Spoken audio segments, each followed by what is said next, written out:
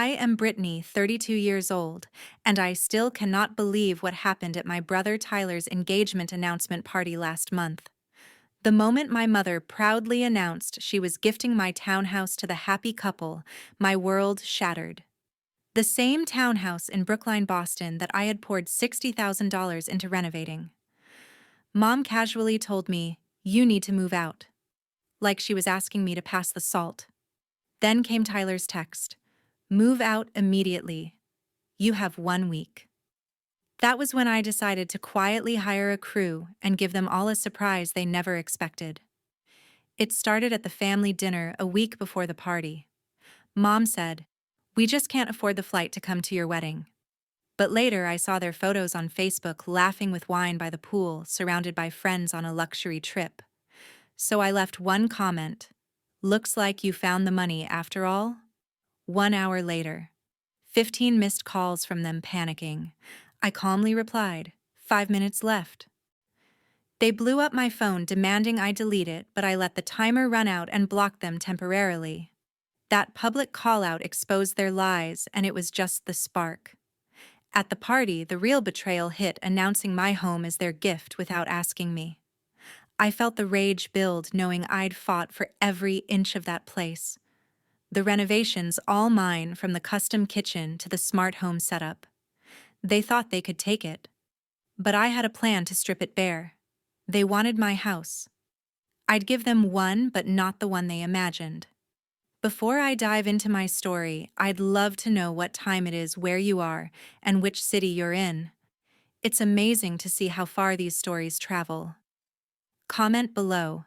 3 years ago, I bought my townhouse in Brookline, Boston, after scraping together every cent from my IT job. It wasn't glamorous, a simple 2-bedroom in a quiet suburb about 15 minutes from the city center, but it was mine. I'd worked overtime on coding projects, skipped weekends out with friends, and even passed on a vacation to Europe just to make the down payment.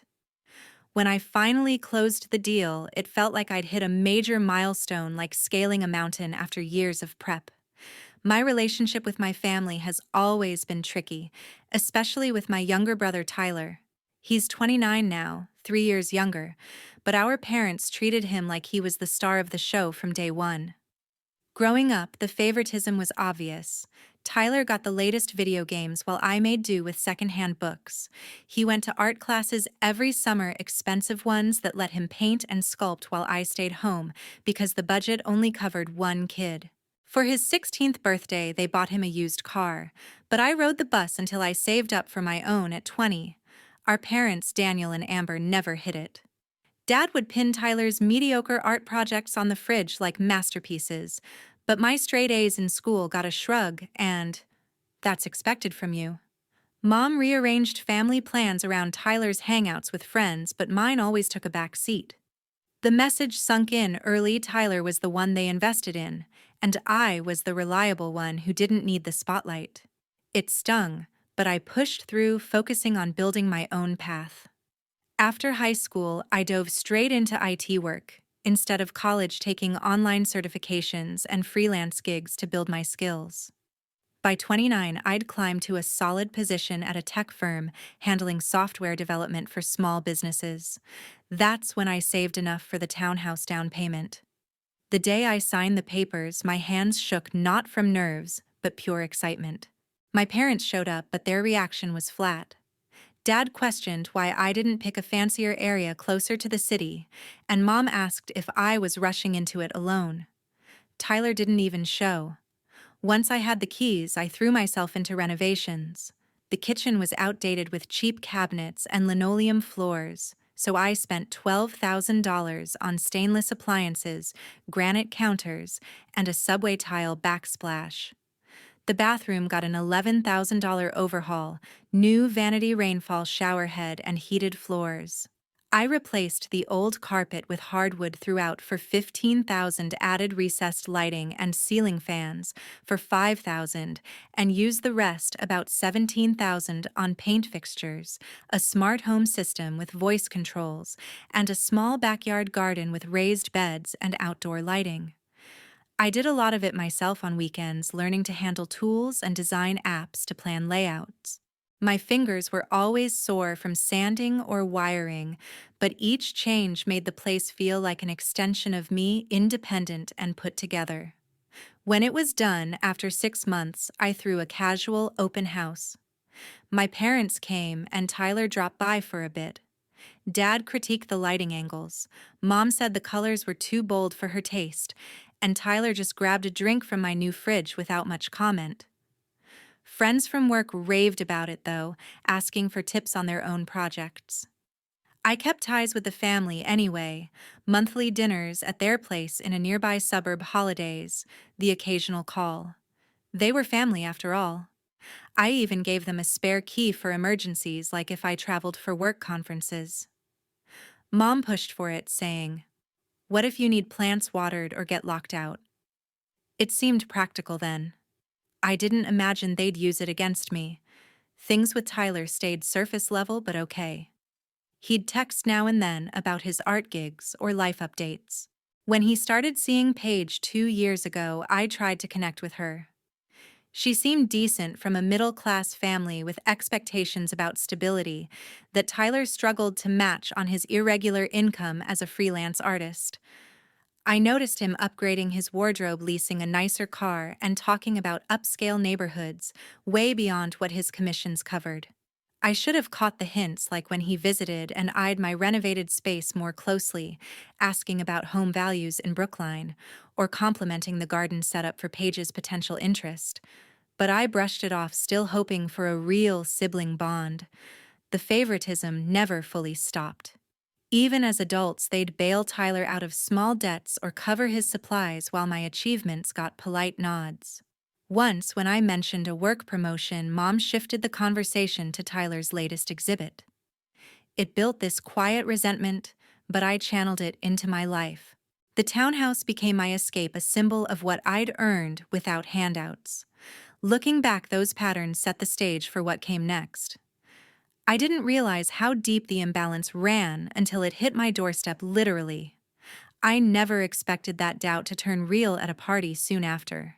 The invitation to Tyler's engagement announcement party came in the mail on a rainy Tuesday afternoon. Heavy cream cardstock with gold lettering announced the event at a country club in the suburbs 3 weeks out. I texted Tyler congrats and started planning my outfit, a simple black dress and a gift, maybe something practical for their new life together. The day arrived with crisp fall weather, leaves turning in Boston's neighborhoods. I drove to the club, parked among the luxury cars, and walked into a ballroom decked out with fresh flowers, string lights, and linen tables for about 80 guests. People mingled with champagne flutes and appetizers on silver trays. I spotted my parents near the head table, Mom in a new silk dress, Dad in his best suit. They gave me quick hugs before chatting with Paige's relatives. I made rounds saying hi to aunts and uncles, meeting her friends. Tyler and Paige entered an hour in her, in a sparkling gown, ring flashing, him grinning wide. Despite everything, I felt a twinge of happiness for them. After appetizers and main course, Mom stood and clinked her glass. The room hushed as she praised Tyler's creativity and welcomed Paige to the family. She talked about supporting the next chapter, then paused for effect. To help them start strong, Daniel and I are giving them Brittany's townhouse as their first home. Applause broke out. I froze, heart pounding. My townhouse, the one I'd bought and renovated alone. It's perfect. Mom continued, already updated and in a great spot like Brookline. They can move in right after the wedding. I struggled to breathe as guests nodded approvingly at the generosity. Paige beamed. Tyler shot me a smug look. No one mentioned it was mine, not theirs to give. When the speech ended, I wove through the crowd to them, legs unsteady. "What was that?" I asked quietly. "Oh, Brittany, isn't it great?" Mom said. "Tyler and Paige need a solid start, and your place fits." "But it's my townhouse," I replied, voice rising a bit. "I paid for it, renovated it with my savings." Dad shifted uncomfortably, glancing at Mom. "Don't cause a scene," he muttered. "We'll talk later." "Talk what you gave away my property without asking." Mom looked around, nervous. "You have a stable job. You can find another spot." Tyler needs it more. He's building a family. I stared in disbelief. This wasn't a mix-up. It was deliberate. The rest of the party blurred forced smiles during toasts, picking at cake, congratulating them before slipping out. In the car, the shock hit hard. How could they dismiss my effort like that? Later, with just family left, I confronted them again. "Explain this," I said firmly. "The townhouse is in my name. You can't gift it." "We figured you'd want to help," Mom repeated. "By making me homeless, giving up what I built?" Dad scoffed. "You're dramatic. Rent something temporary. Tyler's situation is tougher. He's not married yet," I shot back. "And that doesn't give him my home?" Tyler wrapped an arm around Paige. "We've told friends we're moving there. Paige has decor ideas ready." "Decor? I spent $60,000 on those upgrades." "It's nice," Paige said dismissively. "But we'll tweak it." I searched their faces for remorse. None. Dad's expression hardened. "You've always been independent, Brittany. Think of the family." "Family doesn't take from each other," I replied, shaking. As I drove home, Tyler's text buzzed. "Move out in 1 week. We need time to settle." The drive was a haze, pulling over twice from blurred vision. At home, I paced the rooms, touching the granite counters I'd chosen, the hardwood I'd laid. This was my achievement now threatened. Anger replaced shock. Who were they to decide I grabbed my purchase docs, mortgage, and deed in my name only? No legal claim for them. I researched Massachusetts property laws online, confirming I owned everything added post-purchase. Calls to my parents went to voicemail. I texted, "The townhouse is mine legally. Call to discuss." Silence. By next day, they'd blocked me. Emails bounced back. They thought ignoring me would force compliance. I called my best friend Delaney, voice breaking. They announced it like it was theirs. Tyler texted 1 week to leave. "That's crazy," she said angrily. "Your name's on everything." "Where do I even go?" "You stay. Get a lawyer if needed." Her words steadied me. More texts from Tyler piled in. "Out by next Friday. Paige wants to measure curtains. Clean it, allergies." Each one fueled my resolve. This wasn't just the townhouse, it was years of being sidelined. That evening, neighbor Cassidy stopped me in the hall. "Brittany, your brother said he's moving in soon. He was here yesterday with a key, introducing himself and measuring." My stomach dropped. He'd used the spare to invade while I worked. The betrayal stung fresh. I thanked her and called a locksmith, immediately changing everything that night. Sleep evaded me, mind-racing scenarios. By morning, I knew I'd fight back legally and smartly. No more compliant sister. The party invitation had seemed innocent, but now it felt like a setup. Digging through my desk for old papers, I found rental agreements, Tyler's signature on a cheap apartment lease from months ago. They'd planned this, knowing he'd bail on it for mine. It tied back to their excuse about my wedding flight costs. They'd diverted savings to cover his deposits instead. The lies stacked up, deepening the hurt from childhood slights. Confronting them again at their house 2 days later, I laid it out. "I found the agreements. You plan to force me out." Mom waved it off. "Tyler needs stability for the marriage." Dad stayed mostly silent, torn, but finally admitted softly, "We thought it'd work out." "By betraying me." The argument escalated, them calling me selfish, me pointing out the favoritism. I left, resolved. They wouldn't get away with it. Trust issues from years of being second best boiled over. I wouldn't let them strip my independence without a fight. Sitting in my Brookline townhouse that night, the weight of my family's betrayal pressed against me like a physical force. The rental agreements I'd found, Tyler's smug text demanding I move out in a week, Mom's dismissal, and Dad's torn silence. It wasn't just about the house anymore. It was about every time I'd been pushed aside for Tyler. I wasn't giving up what I'd built. I'd fight back legally and strategically to protect what was mine. First, I called a locksmith. By 9 p.m., new deadbolts were on every door, the spare key my parents had now useless. I couldn't sleep, my mind racing with next steps. By morning, I was on the phone with Chase Miller, a property lawyer in Boston with stellar reviews. His office in Back Bay was sleek, all glass and polished wood. I laid out the situation, Mom's announcement, the texts, the rental agreements showing their premeditation. "Let me get this straight," Chase said, leaning forward. "Your parents gifted your townhouse, which you solely own, to your brother at his engagement party." I nodded, handing over my deed and mortgage papers, all in my name. "They have no legal standing," Chase confirmed, reviewing the documents. "Massachusetts law is clear. Only you can transfer ownership, and non-fixture improvements you paid for, like appliances or custom fixtures, can be removed." Relief hit, but anger lingered. "What now?" I asked. "They're ignoring me." He advised, "Send a cease and desist letter, formal and delivered by courier. Document everything, texts, agreements, even neighbor accounts of Tyler's visits. And secure your property." I'd already changed the locks, which impressed him. "Good. Keep recording any contact. If they push, we can escalate to restraining orders." We spent an hour detailing the letter, which would state my sole ownership, deny consent for transfer, and warn against trespassing. I left feeling grounded, but the real plan was forming a way to make them face the consequences without breaking a single law. Back home, I pulled out my renovation records.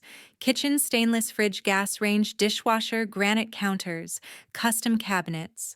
Tile backsplash, $12,000. Bathroom rainfall shower, double vanity heated floors, $11,000. Hardwood throughout, $15,000. Lighting and fans, $5,000. Smart home system, garden beds, outdoor lights, $17,000. Most were additions, not structural. Legally, I could take them. I photographed every room, every gleaming surface, every custom touch as evidence of my investment. Then I called Zach, my neighbor, a retired contractor who'd always been kind. "I need a team to undo my renovations," I told him over coffee in his kitchen. "Everything I added, I'm taking back." His eyebrows shot up. "This about your brother saying he's moving in?" I nodded, explaining the party. "They think they can take it. I'm making sure they get what they're actually entitled to, nothing." Zach grinned. "I like your style. My old crew can do it in 3 days, careful and clean. Cost you about $4,000, but we'll save what we can for resale or reuse." I agreed, scheduling the work for Tuesday through Thursday, right before Tyler's Friday move-in deadline. Zach's team would remove the kitchen appliances, counters, cabinets, bathroom fixtures, flooring, lighting, and smart system, leaving the townhouse as it was when I bought it, basic, functional, bare. I rented a climate-controlled storage unit in Brookline for 3 months to hold everything, another expense, but worth it to send a message. I alerted neighbors like Cassidy, who'd seen Tyler measuring, and she promised to keep an eye out. "This is wild," she said, shaking her head. "You're doing the right thing." Monday, I took a personal day from work, my first in years. My boss was understanding, saying to handle what I needed. I spent the day organizing, boxing personal items to avoid damage during the removal. Then I found something that twisted the knife deeper, a stack of old emails from Mom promising to help with my wedding budget if I contributed to family expenses years ago. I'd sent thousands toward their bills, believing it secured my townhouse as mine, per their words. Instead, they'd funneled money to Tyler's art shows and debts. The betrayal wasn't just the house, it was years of broken promises. Tuesday morning, Zach's crew arrived at 7 a.m., their trucks parked discreetly in the visitor lot. Zach, wiry and focused, laid out the plan. Kitchen first, it's the toughest. Then bathroom floors and extras. They covered pathways with drop cloths to protect the structure. The stainless fridge came out first, unplugged and dollied to the truck. The gas range followed, gas line capped safely. The dishwasher was trickier, needing careful plumbing work to avoid leaks. Each piece was wrapped and loaded for storage. The granite counters required precision. 2 workers pried them loose without cracking, a slow process. Cabinets were unscrewed, numbered for potential reuse. By noon, the kitchen was a shell, just pipes and wires. The bathroom came next. The rainfall showerhead and glass doors were removed. The vanity-detached heated floors lifted carefully to preserve tiles. I watched heart-heavy but resolute as my dream space unraveled. Tears came when I saw the bare concrete subfloor, but so did a strange calm. I was taking back control. Cassidy stopped by that afternoon bringing homemade cookies. "This is bold Brittany," she said, eyeing the empty kitchen. "They won't know what hit them." Zach shared a tidbit that floored me. "Your brother asked me about transferring property titles a month ago, casual-like. I told him it's not that simple without the owner's consent." Tyler's plan had been in motion longer than I thought, a calculated move, not a spur-of-the-moment gift. By Wednesday, the hardwood floors were coming up planks stacked neatly for storage. The smart home system thermostat doorbell speakers was disconnected, basic fixtures swapped in. Thursday wrapped with the garden beds dismantled and outdoor lights removed, replaced with cheap bulbs. The townhouse was now a blank slate, concrete floors, standard walls, no personality. Zach's crew was efficient, leaving everything structurally sound and code compliant. I paid the $4,000 bill, shaking Zach's hand. "You've got guts," he said. "Most wouldn't go this far." Cassidy hugged me, saying, "Let me know if they show up early." Their support bolstered me. Strangers cared more than my family. I recorded every step, saving texts, emails, and photos for Chase. The cease and desist letters had been delivered Monday, no response. I wasn't waiting for their next move. That night, alone in the stripped-down space, I felt both hollow and empowered. Tyler's text came again. "Friday morning, we're there with a truck. Be gone." I didn't reply. Let them come. They'd find a house, but not the one they expected. Friday morning broke with sunlight pouring through the cheap blinds I'd reinstalled in my Brookline townhouse. The space echoed, stripped bare of the granite counters, hardwood floors, and smart home system I'd spent $60,000 perfecting. I'd slept on a cot in the former bedroom, the concrete subfloor cold beneath, but I felt steady, ready. At exactly 10 a.m., voices carried from the hallway, Tyler's sharp tone, Paige's higher pitch, and both Mom and Dad's murmurs. They'd all come expecting to claim my home. 3 loud knocks rattled the door. I took a deep breath, smoothed my jeans, and opened it. 4 faces stared back. Tyler's annoyed, Paige's expectant, Mom's impatient, Dad's conflicted. "You're still here?" Tyler snapped. "I told you to be out by today." I smiled tightly. "This is my house. I'm not going anywhere." "Come in, you need to see this." They stepped inside and stopped, dead eyes widening at the barren space. Concrete floors stretched where hardwood had been exposed, pipes jutted from the kitchen walls, and basic bulbs hung in place of custom lighting. "What the hell?" Paige gasped, spinning around. "Where's everything?" Tyler's face reddened. "What did you do, Brittany?" I kept my voice even. "I removed what I paid for every upgrade, every fixture. The house is exactly as it was when I bought it. You wanted it? Here it is." Mom's jaw dropped. "You ruined it." "No," I corrected. "I protected my investment. $60,000 of my money made this place what it was. You don't get to take that." Paige turned to Tyler, voice shaking. "You said it was move-in ready. You didn't tell me this was her house." Her shock hit me. She hadn't known the full plan. Tyler stammered. Paige, it's fine, we'll fix it up." "Fix it up?" she snapped. "With what money? You've been lying about everything." Her eyes filled with tears as she faced Mom and Dad. "Did you know it was hers? Did you?" Dad shifted, looking away, his torn expression deepening. Mom started. "We thought it'd help who I cut in. Tyler, who's been bailed out his whole life. Or me, who you tried to kick out." Tyler exploded. "You're so selfish. We need this place. I'm having a kid." The room went silent. Paige froze, her face crumpling. A kid with who? Tyler's eyes widened, caught. It's not. A friend's pregnant. I meant I need space for her." Paige's voice broke. "You lied to me too. About your debts? Your plans? Everything. She grabbed her purse, shaking her head. "We're done, Tyler." She stormed out, slamming the door. Tyler turned on me, furious. "You've ruined my life." "No," I said calmly. "You and Mom and Dad tried to ruin mine by taking my home. I stopped you." Dad finally spoke, voice low. "Brittany, we didn't think it'd go like this. I'm sorry we got it wrong." His admission came too late, heavy with guilt, but siding with Mom's plan. "You thought I'd just roll over?" I said. "Like always." "Not this time." Mom's eyes teared up. "Please, Brittany, think about family. Tyler's struggling, he needs this more. I need a home too." "Mom," I shot back. "Why's his future worth more than mine?" She had no answer, just a pleading look. Tyler kept yelling, calling me names while Dad stood silent again, torn but useless. I held firm. "This ends here. I'm done being second, and I won't let your favoritism control me anymore." The argument dragged on, accusations, tears, Mom begging, Tyler raging. I stayed calm, repeating the facts. The deed was mine, the upgrades were mine, and they had no claim.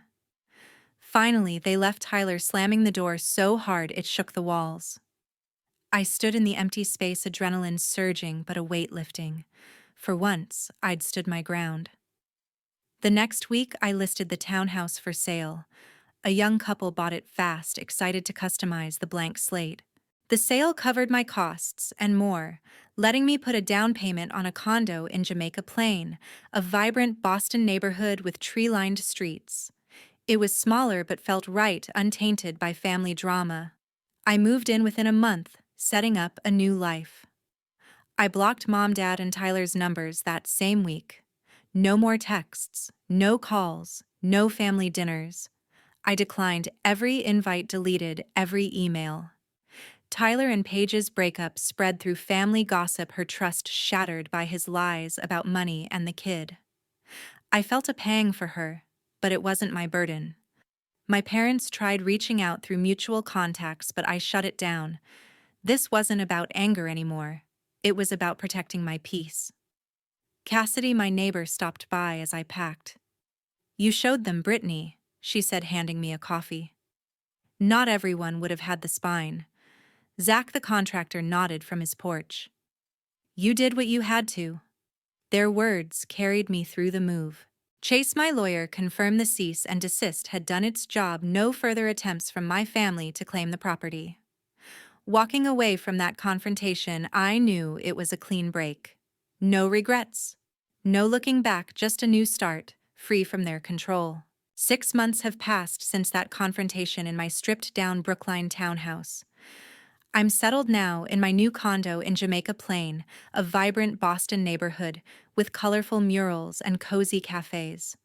The place is smaller than my old home, but it's mine, free of the shadows of family drama. I've spent these months rebuilding not just my space, but my sense of self, and I've learned more about what family really means than I ever expected. The move to Jamaica Plain was a fresh start. With the money from the townhouse sale, I put a down payment on this condo, a one-bedroom with high ceilings and a tiny balcony perfect for morning coffee.